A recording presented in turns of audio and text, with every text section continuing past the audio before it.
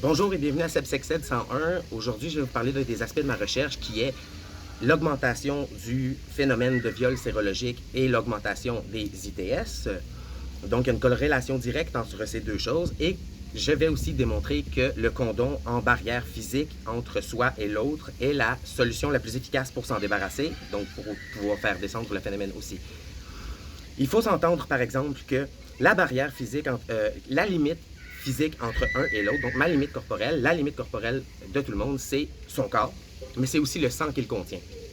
Dans le cas du viol sérologique, c'est une épidémie comportementale qui a commencé en 1996 avec l'arrivée des inhibiteurs de protéase, donc la trithérapie.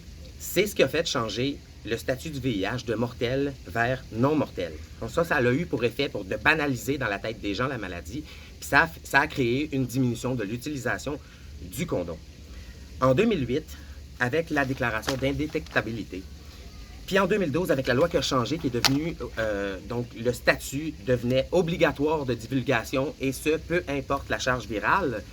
Et en 2016, la PrEP, qui ont apporté une deuxième fausse sécurité médicale, ont encore plus ils ont littéralement soudé le phénomène dans la tête des gens. Lors de l'utilisation du condom de 91 à 96, les infections par chlamydia ont descendu de 24,64 %, la gonorrhée de 75 % puis la syphilis était entre 0 et 1 cas d'infection par 100 000 habitants. Depuis et jusqu'en 2017, 363 % d'augmentation pour la chlamydia, 808 % pour la gonorrhée et 186 % pour la syphilis.